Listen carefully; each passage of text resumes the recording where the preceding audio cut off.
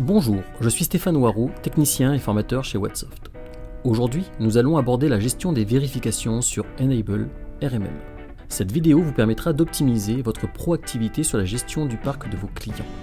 Nous verrons ainsi comment paramétrer une vérification, recevoir les alertes sur les erreurs signalées et sur le traitement de celles-ci. RMM propose deux types de vérifications. Les vérifications 24/7, qui se lancent avec une fréquence de 5 à 120 minutes. Les vérifications journalières de sécurité, qui se lancent une fois par jour, à l'heure que vous voulez. De même, vous avez plusieurs modèles de supervision qui sont disponibles sur la console. Les vérifications de supervision des OS, Windows, Linux, Mac.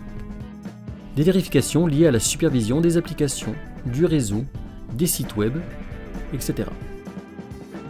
Vous l'aurez compris, vous aurez la possibilité de paramétrer des packs de vérification adaptés à vos clients. Maintenant, comment paramétrer une vérification ? N-able RMM propose par défaut une multitude de contrôles. Je vais prendre le cas de la gestion d'un parc d'un nouveau client. Vous allez installer l'agent sur le ou les sites concernés.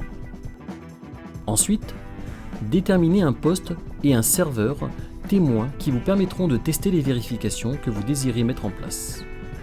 En effet, une fois que vous aurez validé les éléments à superviser, vous pourrez créer des modèles que vous pourrez appliquer à l'ensemble du parc. Si une vérification n'apparaît pas dans la liste par défaut, vous pourrez développer vos propres scripts et les intégrer dans RMM grâce au gestionnaire de scripts.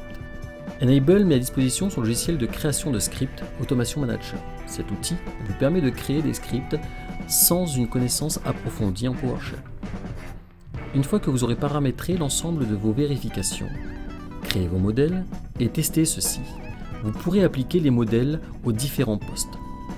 Cliquez avec le bouton droit de la souris au niveau désiré pour la propagation, client, site ou sur un poste en particulier. Vous pourrez même paramétrer ce modèle par défaut au niveau du site pour que tout nouveau poste ait par la suite les vérifications désirées. Que faire si vous avez une alerte ? Vous pouvez la traiter de plusieurs façons. La première est de traiter directement via le volet du bas en cliquant sur la case à cocher et en cliquant sur Enregistrer et actualiser. Soit en passant sur le bandeau de navigation sur le côté gauche, en cliquant sur Tableau de bord, Problème en cours. Dans cette partie, vous pourrez filtrer les problématiques par client ou par type de problème. Dans le traitement de vos vérifications, vous avez trois options. Conserver la vérification supprimée jusqu'à ce que la vérification soit réussie. Donc vous utilisez ce cas si vous savez que vous intervenez rapidement pour résoudre les problèmes. Conserver la vérification supprimée jusqu'à la prochaine exécution de la vérification. Cette option permet de vérifier si le problème persiste ou non sur le poste concerné. Et enfin, garder la vérification supprimée jusqu'à la date précise. Cette dernière proposition vous permet de ne plus avoir d'alerte jusqu'à votre prochaine intervention programmée sur ce poste. Pour les vérifications en alerte, vous pouvez aussi vérifier si sa pertinence est réelle ou non. Exemple fréquent que je rencontre chez les clients, les alertes de vérification de l'antivirus Windows qui sont en erreur alors que le poste a une autre solution antivirus.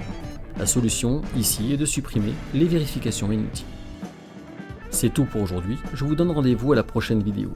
N'hésitez pas à vous inscrire sur notre chaîne YouTube et sur les réseaux sociaux pour être tenu au courant des dernières informations.